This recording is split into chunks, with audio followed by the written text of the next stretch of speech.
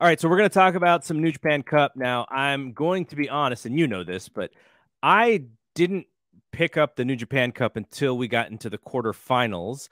I was like a couple the last, and actually last year wasn't was okay, but the previous couple years, like I was like so dedicated, and we were doing like March Madness brackets, and I was like, oh, let's do it. And then there's like all this wacky booking and like weird stuff happens, and I'm like, it didn't feel that interesting to me. But would you like how would you rate this year's cup? Because all the best guys were available, in the quarterfinals. Like I thought the quarterfinals matchups were awesome. Yeah. Yeah. So this year, probably for the first time ever, really, we've saw no upsets. I mean, very few upsets or things that you can consider upsets leading up to the quarterfinals. So all the heavy hitters were still in, right? So the quarterfinals were Zack Sabre Jr. versus Will Ospreay, Shingo Takagi versus Hiromu Takahashi, Tetsuya Naito versus Jeff Cobb, and Kazuchika Okada versus CIMA. And CIMA is probably the most interesting name of that group Yeah. in the sense of who made it that far or who is kind of involved in this kind of elite eight of New Japan. But normally you see some hype build for this tournament in the first couple of rounds because there's some sort of big upset. Right. And we didn't see that at all this year. It was very chalk headed into the quarters. And then once you're into the quarters, is anything really an upset at that point, right? I mean, I guess the only one that was possibly an upset, right? You've got Okada and CIMA, or if Hiromu as a junior is going to go past Shingo. So that's why I think the quarterfinals looked so good, is because none of these guys got knocked out. Yeah. So that's, to me, if you haven't been paying attention, and I think you and I even talked about this a little bit in the group, like it's okay to just jump in at the quarters because these are the guys you want to see. And then the shows are really palatable with just a couple of tournament matches to keep up on, or you wait until the round is over and you watch all four. So yeah, I mean, a really kind of exciting point to jump in. Now, certainly there were things worth watching prior. There's a lot of Bullet Club action in the first couple of rounds where like that story is really starting to heat up. Maybe there's something that they can finally do with that. But really, when it came down to the matches, the wrestling quality is fantastic. That's New Japan's thing, right? But when it comes down to it, if you're jumping in, you still got a couple days if you want to go back to the quarters, right? And just watch those four matches. And honestly, Kevin Kelly and the gang, myself included, I guess, they do a great job of catching you up on how we got here. So, and that would be the case if you jump in this weekend too. What was the best match of the first two rounds in your opinion? I mean, Shingo and Ishii on March 7th was just like, it was one of the best versions of those two guys fighting, right? So if you're familiar with Shingo Takagi and Tomohiro Ishii, you can picture their matches, and you've probably seen one of their matches, but this was without a doubt one of the best versions of that match that could happen. And that was in the first round. And that was fabulous. And then besides that, I think running through the two big Hiromu matches, so Hiromu versus Minoru Suzuki was violent, to say the least. And Hiromu moved on, which is also an interesting kind of plot point. Right. And then you've got Hiromu versus Evil in the first Korakuen Hall crowd over 1,000 in over 2 years. So like they finally could do almost full capacity Korakuen Hall. And I wouldn't say the crowd ignored the cheering restrictions that are in place in Japan, but they were louder than you would expect from a Japanese pro wrestling crowd right now. So it was kind of it was a new version of a hot Korakuen. And Evil is the guy that I think has turned a lot of people off from New Japan in certain ways. But now we're getting into this cycle where everyone's really worried that Evil's going to win something and somebody cool knocks him out in almost every tournament, right? So I think it was Cobb in the G1 and now Hiromu in the New Japan Cup. So we are starting to see a little bit of the payoff of some of those frustrations, whether or not that's good or bad that we've gotten to this point. But I mean, someone's got to have some heat, right? So that was a fabulous match to watch. Really fun. Good to see Japan on the way to full cheering crowds too. Yeah. Even though we're not quite there, but the confidence I think is there that that's how it's gonna be going forward very soon.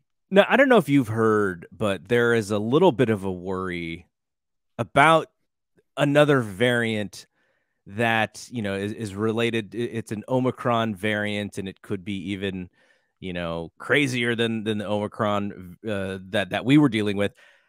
I can't imagine, like in Japan, like them just going like, you know, like we do in the US, which is everything's fine, everything back to normal. Like my gym was so excited to take the mask mandate off, and I was like, I think I'm going to keep mine on for a little while. But Japan is so much more conservative when it comes to this. Like, I can't imagine them just going like, okay, we're going to open things back up, knowing that there are all these variants that have to be studied before you can really make that, you know, make that call. Yeah. So, I mean, the unique thing about Japan is that people actually follow rules. A lot, at least. I don't think that's 100% true, obviously, but we've seen it in pro wrestling crowds and in other sports crowds. The rules are followed, the masks are on correctly, the whole shot, right? Yeah. So but I do know, what I know is that there's a ton of pressure on the Japanese government to allow entertainment to begin again.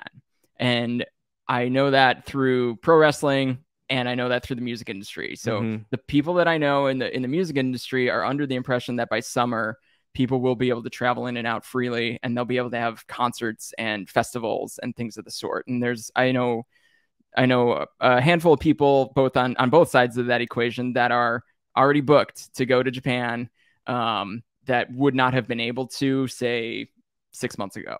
So I don't know what that means for like cheering though. Yeah. Right. Yeah. So that's the thing that I think affects the pro wrestling product more than anything. You could fill up these buildings with as many people as you want, but if they can't cheer, does it really feel like a full building? Right. Right. So that's what we're running into. I'm very curious to see what the attendance is like this weekend as they're in Osaka. In Osaka-jo Hall, even the most beautiful venue in pro wrestling.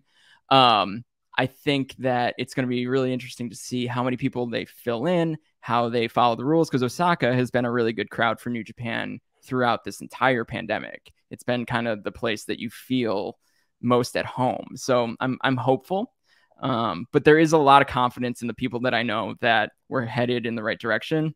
That variant be damned, I think, but I think Japan would be the first country to step back, as opposed to power forward, like the US does, right? Yeah. Okay, so let's talk about the quarterfinals matchups. I cannot be unbiased about Jeff Cobb. Sure. And so when I looked at what the possibilities in my head, I created this pathway for him to get to the finals and to beat Okada, because then that creates he's a contender now for that title, and then he could even lose in the finals. But that did not happen because Naito beat him, and so we're going to get Naito and Okada again after having that as the main event match of the last big show.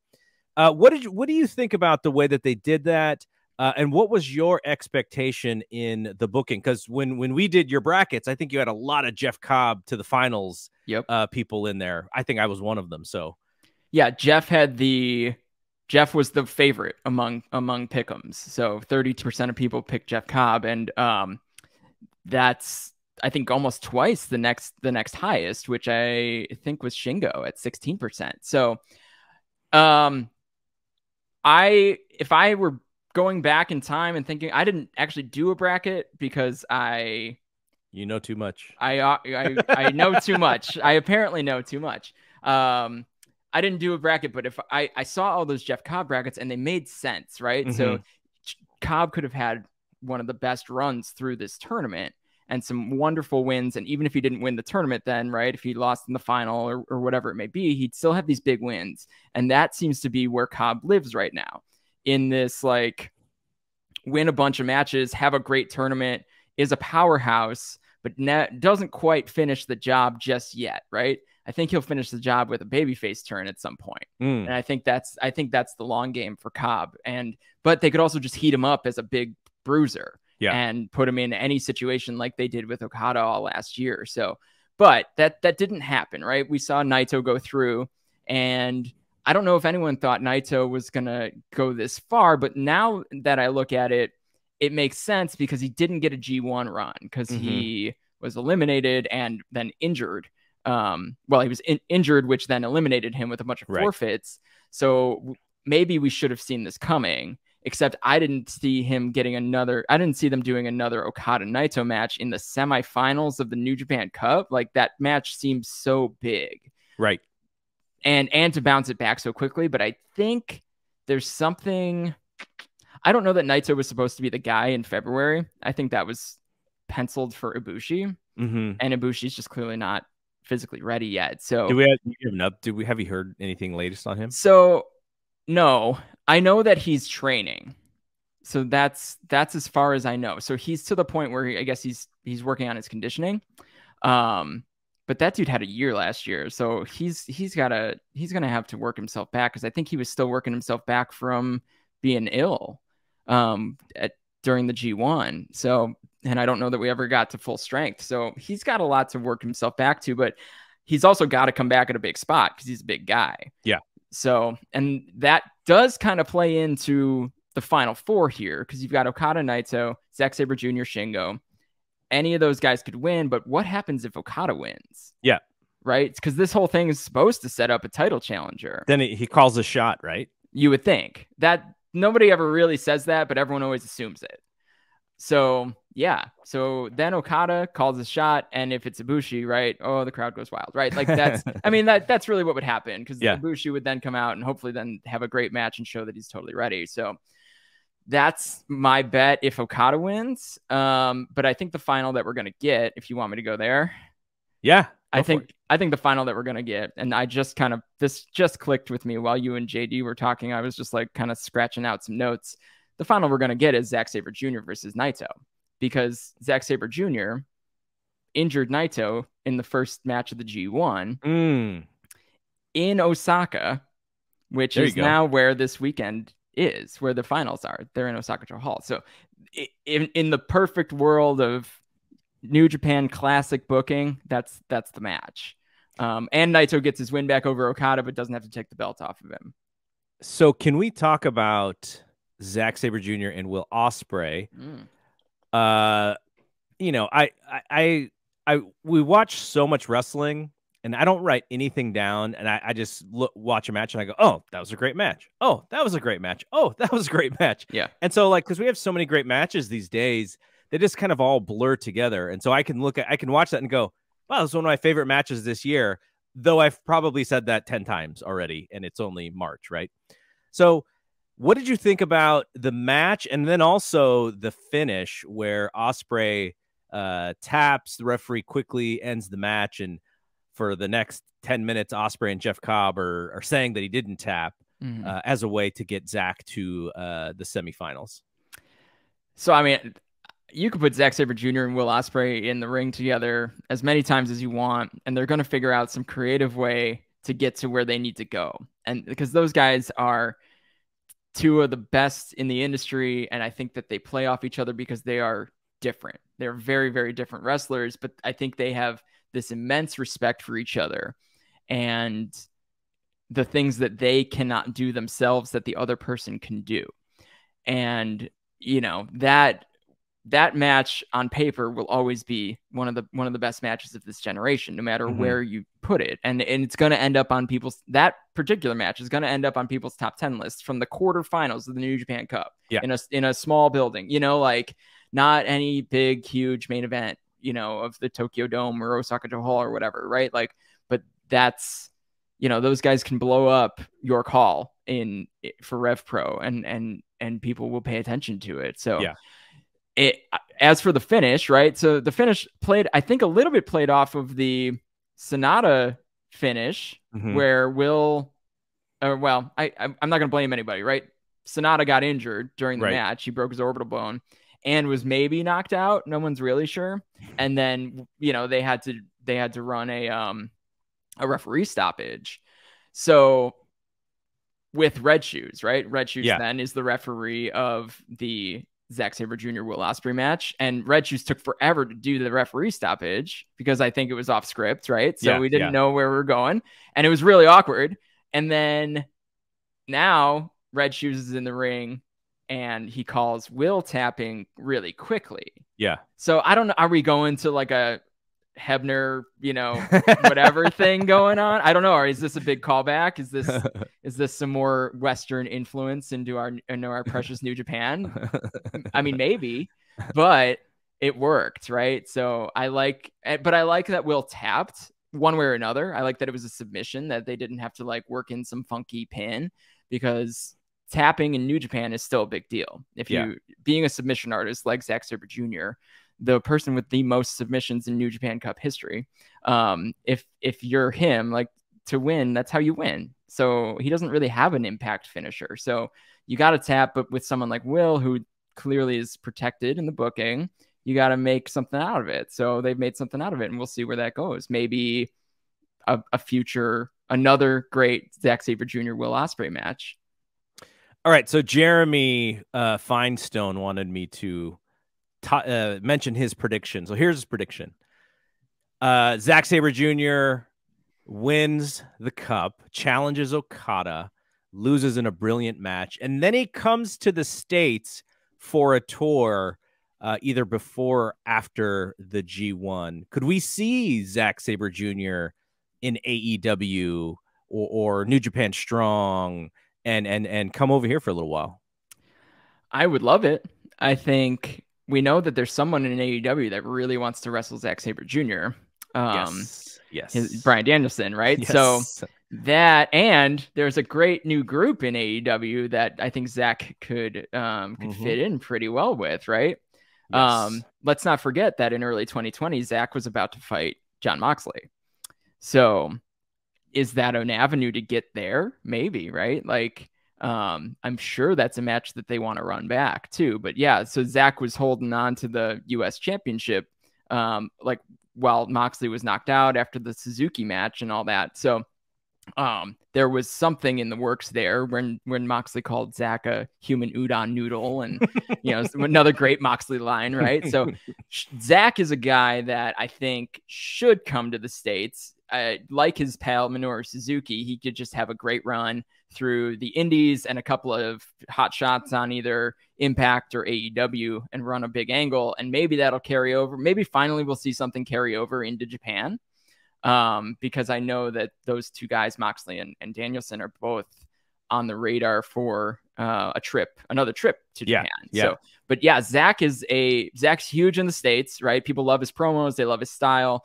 Obviously, he's got matchups galore that could happen here.